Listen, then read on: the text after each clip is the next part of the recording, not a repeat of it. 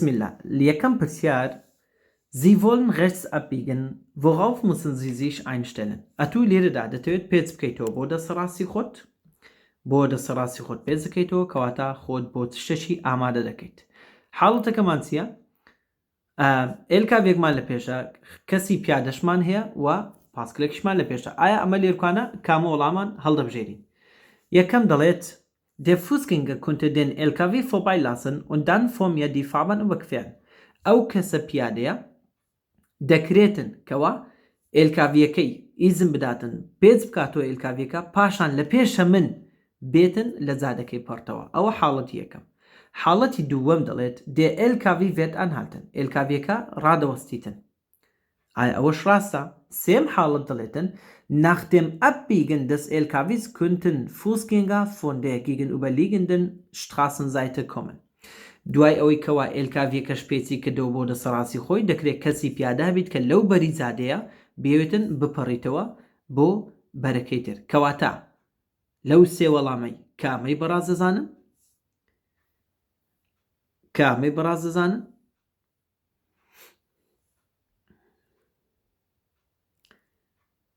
کوان کۆمنتەکان بەشدار بن جەماعەت کامەی بەڕاست دەزانن لەو وەڵامانە؟ یەکەم و دووەم و سێم. چیتر هەیە؟ چیتر هەیە ڕێی خۆمان پێ بڵێتن؟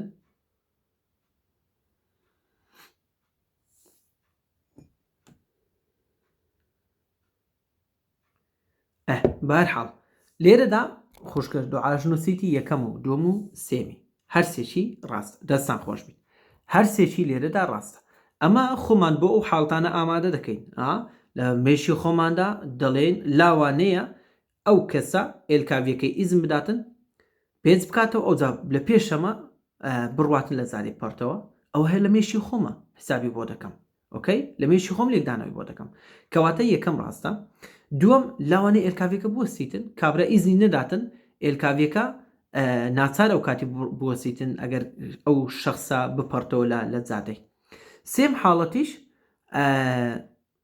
ئەمە دیوی ئەو بەری جادەمان لێ دیار نییە لەبەر ئێلکاڤیەکەی کەواتە دەکرێت کەسانی دیکەی پیادا بن بیانەوێتن لەو بەری جادەی پڕنەوە بچنەوە بەری.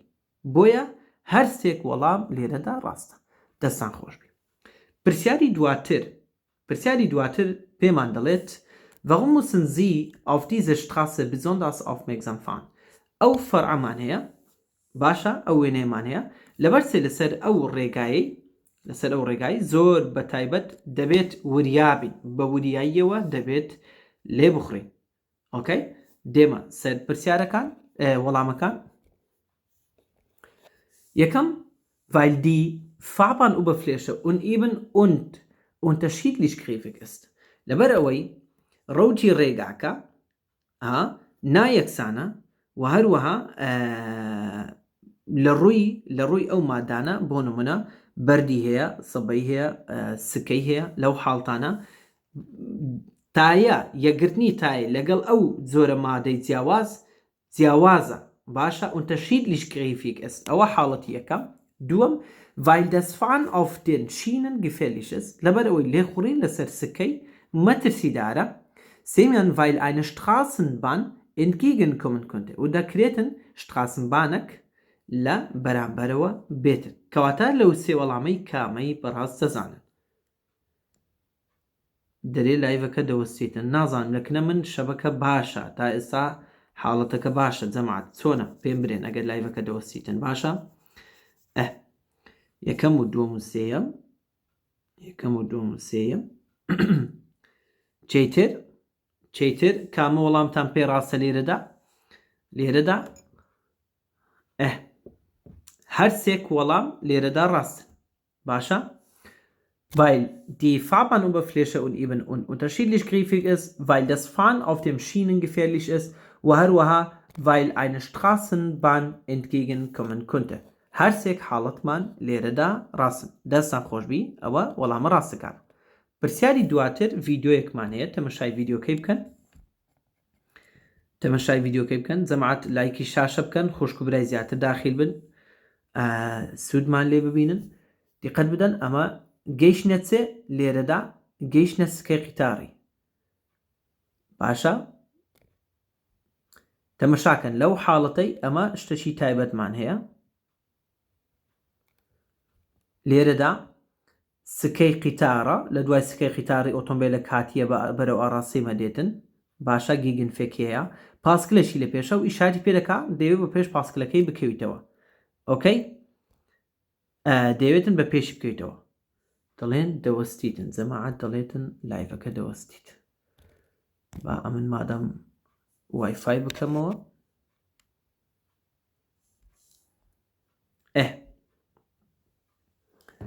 بزان ئەو جارە دەوەستیتن جەماعەت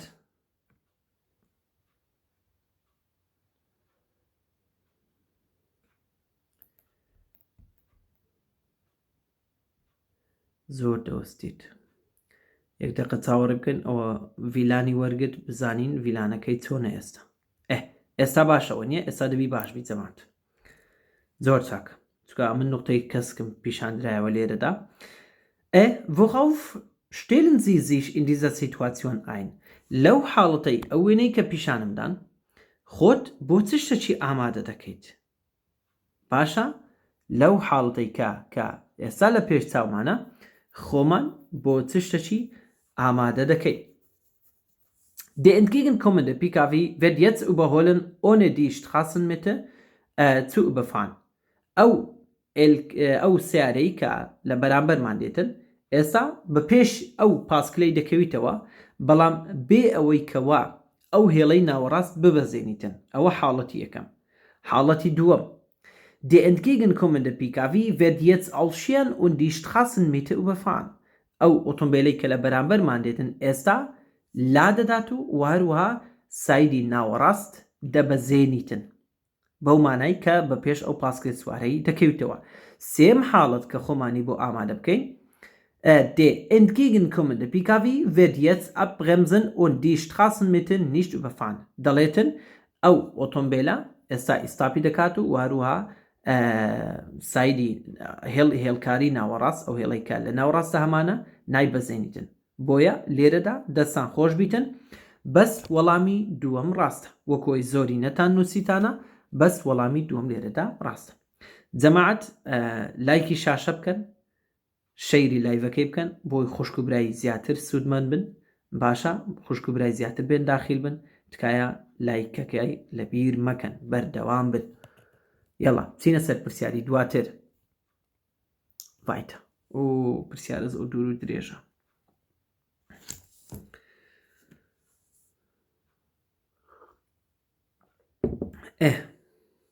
ئەوە دەبی قورجی لە بۆ تەڕکەوە پرسیارە دوور و درێژەی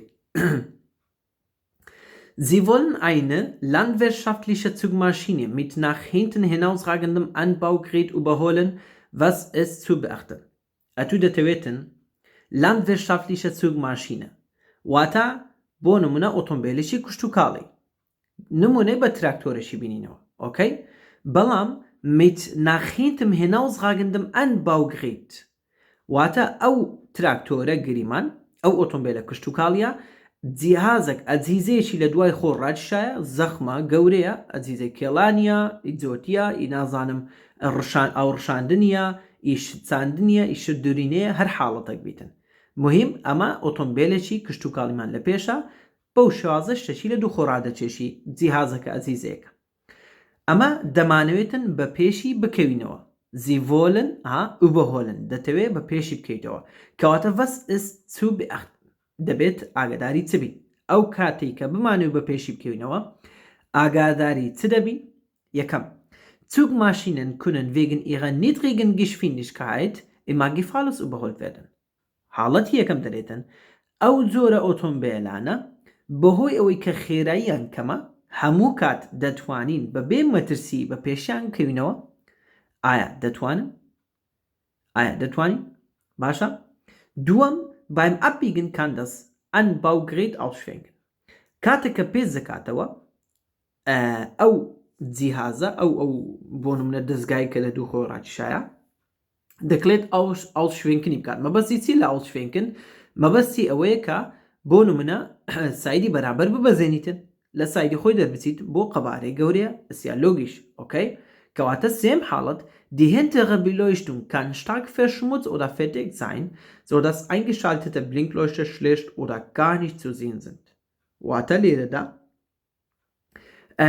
گلۆپی دواوە ئیشارەتی دواوە لە کاتی ئیشارەت هەڵکردنی دەکرێتن بەهۆی پیسەوە بیتن پیس بۆ بیتن چکە لە ناو زەویزاری ئیش دەکاتن یاخود دەکرێتن شاردرابیتەوە کەوا ئەمە نەتوانین بزانین ئایا کەینێ و بۆ چ ئاڕاستەیەک دەوێت پێچ بکاتەوە کەواتە ئەو کۆمنتانەی دەبینم دەڵێن دووەم و سێمە دەستان خۆش بیتن لێرەدا وەڵامی دووەم و سێم ڕاستە ئاشا وەڵامی یەکەم غەڵەتە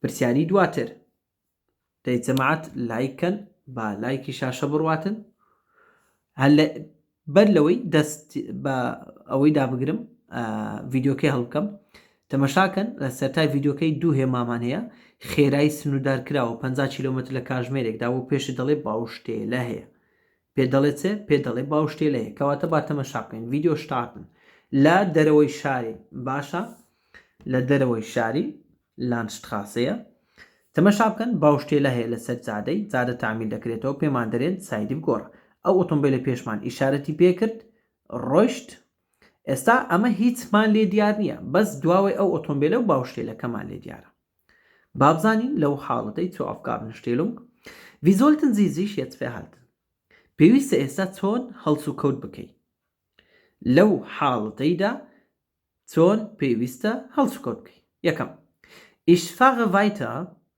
möglichen Gegenverkehr nicht aufzuhalten ئەمن دەڕۆم بەردەوام دەبم بۆ ئەوەی کەوا ئۆتۆمبیلی بەرامبەرم کە دێتن ڕای نەگرم ئەوە یەکەم دووەم Ich fahre weiter wenn zu erkennen ist dass kein Gegenverkehr kommt ئەو کاتی دەڕۆم کاتەکە بزانم هیچ ئۆتۆمبیلێک لە بەرامبەرم نایەتن سێم حاڵەت Ich fahre weiter da möglicher Gegenverkehr bereits warten muss ئەمن دەڕۆم لەبەر ئەوەی ئۆتۆمبیلی بەرامبەر ئیجباریەن دەبێت بوەستیت کەواتە دەستان خۆش بیتن هەمووتان وەڵامی دووەمتان هەڵبژاردیە ئەو کاتی دەڕۆم کاتێکەوە سایدی بەرامبەرم ئۆتۆمبیلی لێ نەبیت بۆ چونکە دەڵێن چێ wir muss warten چێ دەبێت بوەستیتن derjenige der auf der blockierte Fahrbahn ist ئەو کەسەی کەوا لەسەر ئەو سایدەیە کە سایدەکەی بلۆکرایە بۆ نمونە بەهۆی تعمیرکردنەوەی ڕێگاوەیە بەهۆی حاڵەتەشی دیکەوەیە بۆیە لێرەدا ئەمە ئیجباریەن دەبێتن ئەگەر ئۆتۆمبیلی بەرامبەر هەبیتن بوەستین کاتێک کە بۆ خۆمان بە چاوی خۆمان دیتمان ئۆتۆمبیلی بەرامبەر نەبوو ئەو کاتی ئیشارەتی پێ دەکەی دەڕۆین خۆمان لەو بەربەستەی لا دەدەین دەستان خۆش وەڵامی دووەم ڕاست بوو چینە سەر پرسیاری دواتر ماشەڵڵا لێویتن چەند زوو ڕکلام دێتن ئەمەش ڕکلامە چی بکەین جەماعەت لایکی شاشە بکەن ڕکلامیش نییە ها لایکی شاشە بکەن دەی جەماعەت با خوشک و برای زیاتر داخل بیتن دەستان خۆش بیتن ئێستاش قەنەعەت بکەن لە هەموو لایڤەچی خوشک و برا هەیە کە تازە داخل دەبن و بەواستەی ئەو ئەکتیڤ بەرزبوونەوە و ئەو لایکانەی کە ئەنگۆ دەیکەن خوشک و برای زیاتر لایڤەکەمان دەبینن ئاشنا دەبن بە پەیجەکەمان یاڵا Wer muss in dieser Situation blinken باشە لەو حاڵەتەیدا چێ دەبێتن ئیشارەتی پێ بکات لەو حاڵەتەیدا چێ دەبێت ئیشارەتی پێ بکات وەڵامی جیاواز هەیە بازاری بچینەوە سەر وەڵامەکان دەڵێتن der blaue PKW سیارەشینەکە دەبێت ئیشارەتی پێ بکات یاخود ich selbst ئەمن دەبێت ئیشارەتی پێ بکەم یاخود der rote PKW سیارە سوورەکە یاڵا ئێستا پێم برێن چێ و چێ خوشکە دوعا دەرێ من و شینەکە چێ و چێ دەبی لێرەدا ئیشارەتی پێ بکات چێ سایدی دەگۆڕیتن چێ سایدی دەگۆڕیتن 213 یعنی هەرسێکی یەکەم و دووەم ڕەحمەتان لێویتن یەکەم و دووەم وەڵامە ڕاستەکەیە هەر کەسێک سایدی خۆی بگۆڕیتن دەبێت ئیشارەتی پێ بکات باشە یعنی هەر کەسێک پێچ بکاتەوە بۆ سایدێککە سایدی دەگۆڕیتن دەبێت چ بکات ئیشارەتی پێ بکات کەواتە ئەمن بەخۆم و هەروەها ئەو سیارەشینەش بۆ چونکە هەردووکمان لێرەدا سایدی دەگۆڕین کەواتە وەرن لێرەدا پێم بڵێن چێ ئەولەویەتی هەیە ئەمن سیارە سوورەکە سیارەشینەکە چێ ئەولەویەتی هەیە چێ ئەولەویەتی هەیە لێرەدا من چیتر هەمووتان دەڵێن ئەمن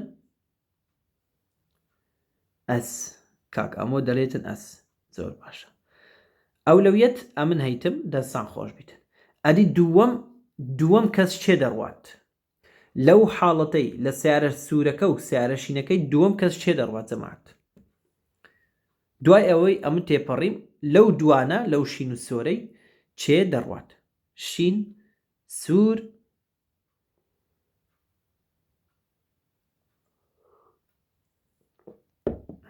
شینەکە یا مەخس و ڤایتە بێتە پخۆ بەلال زەلال بەلال شینەکە شین ڕەحمەتان لێبیت شینەکە لێرە دەڕواتن شینەکە لێرە دەڕواتن جەماعەت بۆ شینەکە دەڕواتن چونکە شینەکە دەسەڕاستی سیارە سوورەکەیە باشە زۆر ئاسانە ئەگەر ئەمە لێرە بین دەبێت ئەوەی ئیزم دەین ئەگەر ئەمە لێرە بین لە پێشەوی دەڕۆین ئۆکەی دوای ئەوەی ئەو ئۆتۆمبیلەی کە لەسەر ئەولەویەتەکەی نامینیت تێپەڕ دەبیتن لەو حاڵەتی کامەی دەسەڕاستە ئەو دەڕواتن زۆر چاکە پرسیاری دواتر wo ist das Halten verboten پرسیارێکی جوانە ئەو پرسیارە زۆر دەکرێتن یعنی زۆر نەوعیەتی هەیە لە وەڵامەکان پرسیارەکە یەک پرسیارە لەکوێ ڕاوەسان مەمنوعە یاخود لەکوێ پارکردن مەمنوعە ئەو دوو زۆرە پرسیارە زۆر دێتەوە وەڵامەکانیشان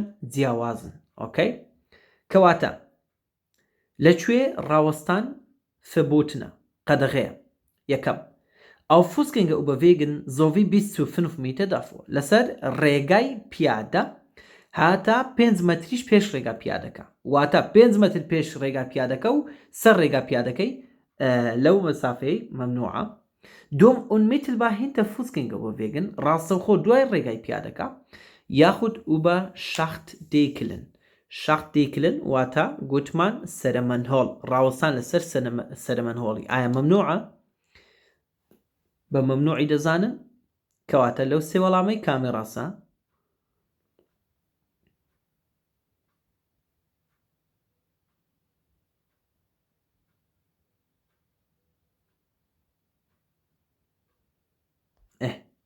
دەستان خۆش هەیە یەکەم و سێمیشی نووسە ڕاوەستان لەسەر سەرمەنهۆڵی بە هیچ شێوازێک مەمنوع نییە بۆ مەمنوعە کاکە لەسەر جادەیە گەروا بیتن یعنی ئۆتۆمبیل حسابکە لە هیچ شوێنێکی ناتوانین ڕاوەستی چونکە زۆرینەی شوێنەکانی سەرجادەی منهۆڵن باشە بەڵێ یوتیوبمان هەیە بڕۆنە ناو ئەکاونتەکەی بڕۆنە ناو بیۆکەمان لەژێر ناوەکەی نووسیتمان کە کۆرسی تایبەتمان هەیە لینکێکمان دانای لینکەکەی دابگرن هەموو ئەکاونتەکانی تێدا لێرە جەماعەت بەس وەڵامی یەکەمی ڕاستە بەس وەڵامی یەکەمی ڕاستە لێرەدا ئۆکەی کاک پاڤڵ نووسیتی یەکەم و دووەم ناکرێتن چکە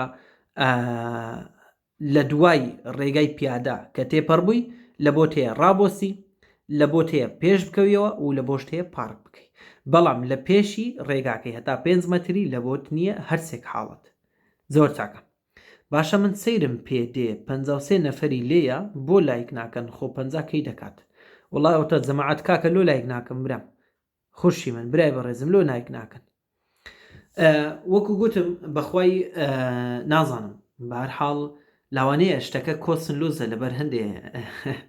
لەبەر هەندێ قەدری ناگیرێت ئادی چکە پەیج هەبووە زۆر لە دوای منەوە دانرایە ئێستا قەناعەت بکەن 12,000 و 14,000 و 15,000 کەی هەیە وەکو فۆلۆوەرز ئیمن چەندە 5,000 چەندە شتێکی وایە تەمەشای ڤیدیۆکانیشکەن ئەکتیڤ هەر سفرە بۆ چکە خەڵک تەمەشای شتی بە ئیسفادە ناکات نە ڕەحمەتان لێبیتن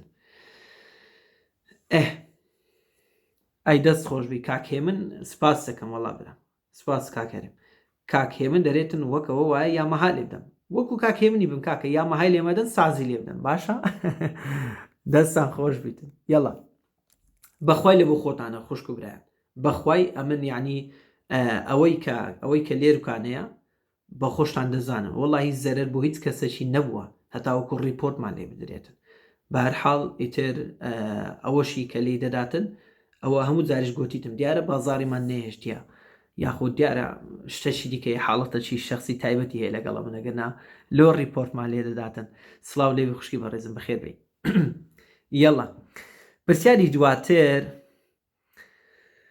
Sie mussten an einem Linienbus vorbeifahren, der an einer Haltestelle angehalten hat. Was müssen Sie beachten? حاڵەتەکەمان چییە؟ پاسەکی هاتوو چۆمان لە پێشە ڕاوەستایە لە وێزگەی پاسی. ئۆکەی لە بوس هەڵشتێلەی خۆی ڕاوەستایە کەواتە دەمانەوێتن لی تێپەڕ بین دەمانەوێت لی تێپەڕ بین لەو حاڵەتەی بەس هەمزی چوو بەختن دەبێت ئاگداری چ بین کاتەکە لەو پاسەی تێپەڕ دەبین. یەکەم ich muss vorsichtig vorbeifahren ئەمن بە وریاییەوە دەبێتن لی تێپەڕ بم. دووەم ich muss mit ausreichendem Seitenabstand vorbeifahren کاتێکیش کە لی تێپەڕ دەبم مەسافەیەکی چاچی بدەمێ بینشی چاچی بدەمێ و هەروەها ich muss den Gegenverkehr beachten و ئاگداری ئۆتۆمبیلی بەرامبەریش بم. ئایا ئۆتۆمبیلی بەرامبەر دێتن ئەگەر سایدی بەرامبەرمانە بوو کەواتە لەو سێ وەڵامەی کامەی ڕاستە جەماعەت بەخێر بن خوشک و برایان تکایە متابعەمان بکەن فۆلۆوی پەیجەکەمان بکەن لایکی بابەتەکانمان بکەن بە تایبەتی ئێستا کە لە ناو لای بکەن لایک و شەیرتان بیر نەچیتن ئینشاءڵڵا دەبینە مای سوود لە بۆتان. یاڵا هەمووتان زۆری نەی وەڵامەکان هەرسێکی دەستان خۆش بیتن بزانی دەستان خۆش ئەوە وەڵامە ڕاستەکانن دەبێت بە وریاییەوە لێ تێپەڕبین ڕاستەکە و کاتێکی لێ تێپەڕبین بینەکی چاچی دەدەینێ و دەبێت ئاگداری ئۆتۆمبیلی بەرامبەریش بین. بۆیە هەر سێک حاڵەت لێرەدا تەواو. بچینە سەر پرسیارەکی تر تونێلمان لۆ هاتیە لە ناو تونێلی بزانین چمان هەیە. دیقەت بدەن لە ناو تونێلینە ئێستا حاڵەتەکی تایبەتمان لێبە دەردەکەویتن دووکەڵی دەبینن دووکەڵ دەڕواتن دووکەڵ وە هەڵدەسیتن ئەوجا ئاگری گتیە سیارەیەک دەعم بووە خەڵک وە ڕادەکات لە ناو تونێلەکەی. دیقەت بدەنەوە حاڵەتەکەی ڤیدیۆ شتاتن دووبارە لە ناو ئیمتحانی هەتا 5 جار لە بۆتان هەیە. سڵاوتان لێبی جەماعەت لێتان ئەمتان لێ دیارە سڵاو لێبی کاکەردەم بەخێر بی. یاڵە دیقەت بدەن ئەمە چوار فلاشیمان پێ کرد بەڵام بزانین چیت گەشت دەکەین لەو حاڵەتە تایبەتەی گوتمان تا 5 جار لە بۆتان هەیە لە ئیمتحانی تەمەشای ڤیدیۆکەی بکەن. یاڵە Wie verhalten Sie sich jetzt richtig? ئێستا چۆن بە شێوازێکی گونجاو و هەڵس و کەوت دەکەین؟ گوتمان چییە؟ تونێلە شوێنێکی داخراوە حاڵەتەکی تایبەتی هەیە. ئۆکەی چوار فلاشیمان پێکردێ دەبینین دەعم ڕوویدایە خەڵکیش وە ڕادەکاتن لە بۆ ڕێگای دەرچوون. Ich halte an ئەمن دەوەستم stelle den Motor ab و سیارەش دەکوژێنمەوە und ئەوجا سێ وەڵامی دایتەمە بزانین لەو سێ وەڵامەی ئەنگۆ کامەتان پێ ڕاستە. یەکەم دوای ئەوەی کە ڕادەوەستم و سیارەش دەکوژێنمەوە warte im Fahrzeug auf die Räumung der Unfallstelle. لە ناو سیارەی خۆم ڕادەکشێم دادەنیشم لە ناو سیارەی خۆم چاوەڕێ دەکەم بۆی بێن شوێنی ڕووداوەکەی پاک بکەنەوە یعنی بۆ نمونە بێن شوێنی ڕووداوەکەی کۆنتڕۆل بکەن و دوای پاچی بکەنەوە. ئایا ئەتوا دەکەی؟ دووەم Lasse beim Verlassen den Zündschlüssel oder Transponder im Fahrzeug. کاتێک کە سیارەی بەجێ دێڵم ئاگدار بن سویچی دەڵێ لەسەر بەجێ دێڵم یاخود ترانسپۆنە ئەو کۆنتڕۆلەیە کە بۆ نمونەگە سیارە بە لمس ئیش بکاتن کۆنتڕۆلەکان لێ دوور بیتن سیارەکە ئیش ناکات لەو حاڵتەی کۆنتڕۆلەکەیشی لەوێ بەجێ دێڵم. سێمیان فێلاسی دێن تونێل و بەدێن نۆت ئاوسکان ئەو خەڵکتان لێ دیارە کە غار دەداتن دەری ئەمژۆکی ئەو خەڵکەی دەچم ڕادەکەم سیاری بەجێ دێڵم خۆم قوتار دەکەم. کەواتە لەو سێ وەڵامەی کامەتان پێڕاستە. وەڵامی جیاوازمان هەیە لەو سێ وەڵامەی کامەتان پێڕاستە. دووەم و سێم زۆرینەی وەڵامەکان کۆدەنگن دەڵێن دووەم و سێم دەستان خۆش بیتن دووەم و سێمی ڕاستە. ئۆکەی دووەم و سێم وەڵامە ڕاستەکان لێرەدا کاتێکەوە حاڵەتێکی ببورن حاڵەتێکی وامان دێتە پێش دەبێت چ بکەین دەبێتن لێرەدا چوار فلاشی پێ بکەین حتمما دەبێت خێرایمان کەم بکەینەوە کە نزیک بووینەوە ڕادەوەستین خەڵکی دەبینی ئێجا بەپێ حاڵەتە باشە ئێستا و حاڵەتە زۆر لە ناکاو و حاڵەتەشی مەترسیدارە دووکەڵوا ئەوە دەبیتن پێویستە خۆت قوتار بکەیت. لێرەدا نابی دەرکەی سیارەی قوفڵ بدەم ئۆکەی سویتیش نابی لەگەرە خۆم ببەم سیارەی دەکوژێنمەوە بە کراوەی یعنی بە هەڵکراوەی بەجێی ناهێڵم ئۆکەی يعني ئەو حاڵەتانە ئەو شتانە پێویستە بکەم ئەوجا سیارەکەی بەجێ دێڵم ئەوجا دەڕۆم خۆم قوتار دەکەم بۆ چووکە لێرەدا یەکەم شت کە فکری لێ بکەوە ژیانی خۆتە. دەستان خۆش بیتن جەماعەت ئەمن کاتەچی وان نەما لەبەر کۆرسی بەینیشکە دەست پێ دەکاتن بزانین یاڵا بە ئاخیر پرسیار بیتن ئۆکەی ئاخیر پرسیارە ئەوە جەماعەت لایکی شاشە بکەن لایکی شاشە بکەن هیمەتکەن هەمووتان بەیەکەوە کۆتا پرسیاری حەل دەکەین بزانین چ دەڵێت. Ein Kraftfahrer hat ein anderes Fahrzeug leicht beschädigt und entfernt sich unerlaubt. Welche Folge kann das haben? Amen. سياريتم خوم لسياريتو دايا شختكم ليه كديه تا حالتك هرسني بقوري بيانقت كبيتن مهم بروداو حسابه. أمن خوم لسياريتو دايا و تدكم دليم والله كزيانية باتي بتقينم دربتم برو هري أو لو حالتي دا أقر بيتو کابرا بەو شێوازە بەبێ مۆڵەت ڕابکاتن دەرەنجامەکەی چییە؟ خۆ لە سیارەی بدەیت بەبێ مۆڵەت ڕابکەی دەرەنجامەکەی چییە؟ یەکەم einen Entzug der Fahrerlaubnis oder ein Fahrverbot سەحبکردنەوەی ئیجازەکەی یاخود بۆ نمونەوە فافەبوتە بۆ مانگەکە ساڵەکە 2 ساڵە 6 مانگە لە بۆت نییە پێ دەڵێن لە بۆت نیە ئیجازەکە لێوە دەگنەوە سیارەی لێ بخڕی. حاڵەتی دووەم eine Anordnung einer medizinisch-physiologischen Untersuchung سپاسکا کردم بەوەی کەوە لێرەدا دەبی بچیتن فەحسێشی پزیشکی دەرونی بکەیت واتە کورتی پوختی فەحسی عەقڵی ئایا ئەو کەسە تەواوە ئەو کەسە تێک نەچووە ئەگەر تەواوە عەقلی لە جێ خۆیەتی بۆ ئەو کارەی دەکات. eine Geld oder Haftstrafe بە پارە غرامە دەکرێت یاخود بە زیندانی کردن کەواتە لەو سێ وەڵامەی هەر سێشی ڕاستە دەستان خۆش بیتن ئەوانە دەرەنجامەکانی چێنە ئەو کەسانن کەوا داعمی دەکەن بەبێ مۆڵەت بەبێ ئەوەی کەوا ینی هیچ حاڵەتێک شتێکیان نەبیتن خۆیان دەدزنەوە ڕادەکەن باشە کەواتە ئاگدار بن زۆر مەترسیدارە. دەڵێت مامە گیان من لە ئیشم ئایا لایڤەکە سیڤ ئەکرێت بۆ ئەوەی بتوانم دوای سیر بکەم کاکە حەمەی نازی برا بە ڕێزەکەم لە یوتیوبی دەتوانن متابعەشمان بکەن بە ئەو خوشکبرانەی کەوا ئێستا باشە ئەو خوشکبرانەی کەوا ئێستا لێرن دیقەت بدەن ئەوە ئەکاونتەکەمانە ئەو لینکەی دابگرن نووسیتمان کۆرسی ئۆنلاین و خێرامان هەیە دەتوان لێرە لینکی یوتیوب واتسئاپ سناپ ببینن ئەوە لینکەکەی دادەگرن کلیکی لەسەر دەکەن ڕاستەوخۆ هەموو ئەکاونتەکانتان دێتە پێش لێرە دەتوانی بچێن ناو یوتیوبی لە ناو یوتیوبی یان واتسئاپ ئەگەر پرسیارێک شتێکتان هەیە واتسئاپ خاستن بۆ کۆرسیدان بەیە لێرە ڕاستەوخۆ دێن ناو یوتیوبەکەی لە یوتیوبی دەتوانن متابعەشمان بکەن باشە دیقەت بدەن تخوا گوناح نییە 124 کەس فۆلۆی کردیە 124 کەس تەمەشای ئەوەی کردیە بارحاڵ ئەوە دەگەڕێتەوە سەر خۆتان بتانوێت سوودی لێ ببینن یاخودنا ئەمن لێرە کۆتایی بە لایڤەکەی دەینم دەستی هەموو لایشی خۆش بیتن سەرکەوت و سەرفراز بن هیوادارم سوودمان بەنگۆ گەیان دەبیتن